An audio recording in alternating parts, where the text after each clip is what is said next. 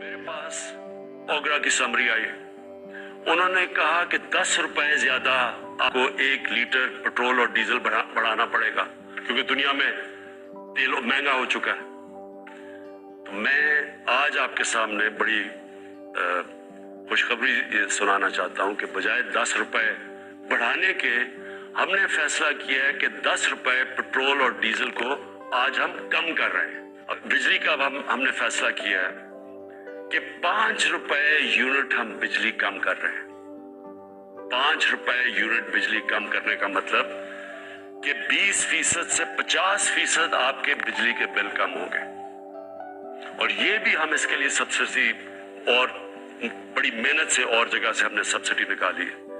और मैं ये क्योंकि सबसे बड़ा मसला लोगों को होता है बिजली और पेट्रोल और डीजल, इसकी वजह से सारी चीजें महंगी हो जाती हैं।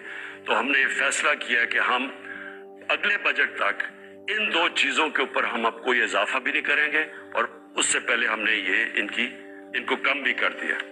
5 रुपए यूनिट बिजली और 10 रुपए बल्कि 20 रुपए पूरा बनता है पेट्रोल और डीजल का। फिर हमने एहसास प्रोग्राम के जो निचले तबके के ऊपर जो हम 12,000 रुपए देते थे, जो 80 लाख खानदान को हम देते हैं, उसको हमने 12,000 से 14,000 पे कर दिया। फिर हमने एक और काम किया नौजवानों के लिए जो ग्रेजुएट्स हैं, जिसने बीए की हुई है, जिसके पास नौकरी नहीं है, हमने फैसला किया कि हम उनको इंटर्नशिप दिलवाएंगे। 30,000 रुपए जो भी ग्रेजुएट होगा उसको कोई इंटर्नशिप दिलवाएंगे ताकि उनको कम से कम कोई पैसा मिले। फिर हमने स्कॉलरशिप्स का मैं आपको बता दूं 26 लाख हमने स्कॉलरशिप्स हम सूबे जो हमारे नीचे सूबे हैं और जो सेंटर है, और इसके ऊपर 38 अरब रुपया हम खर्च कर रहे हैं। ये अब प्राइम मिनिस्टर के जो पोर्टल है उसके ऊपर अब सारा कंट्रोल होगा। सारे मेरिट के ऊपर हम खुद चेक करेंगे, पूरी कमेटी बनाई हुई है एकेडमिक्स की, मेरिट पे मिलेंगे और कोई भी किसी को मसला होगा वो इस पोर्टल के ऊपर आएगा। लेकिन फिर आप जो आईटी सेक्टर जो फ्यूचर है हमारे नौजवानों का, जिस तरह दुनिया जा रही है टेक्नोलॉजी की रेवोल्यूशन, ये जरा आप सुने।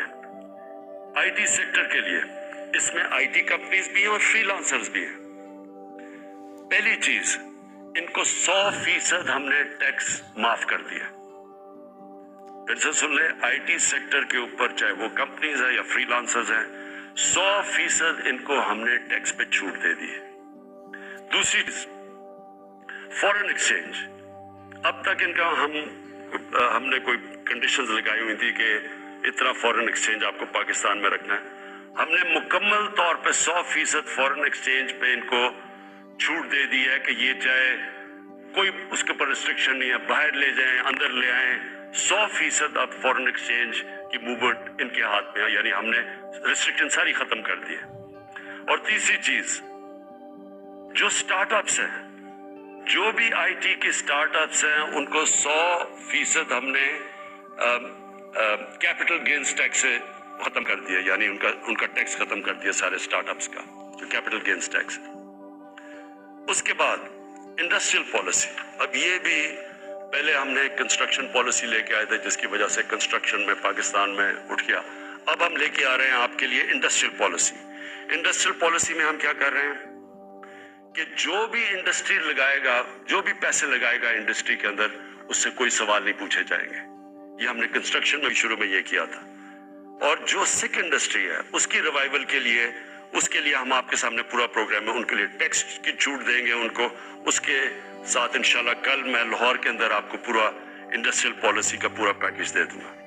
और फिर तीसरी चीज, जो ओवरसीज पाकिस्तानी है, जब भी वो पाकिस्तान की इंडस्ट्री में इन्वेस्ट करेंगे या वो पाकिस्तान के इंडस्ट्रियलिस्ट के साथ जॉइंट वेंचर करेंगे, उनको 5 साल का टैक्स हॉलिडे हमने कर दिया, तब 5 साल तक कोई टैक्स नहीं देंगे। फिर हमारा कामयाब पाकिस्तान प्रोग्राम है। सूद के बगैर कर्जे देंगे बिजनेस शुरू करने के लिए नौजवानों को।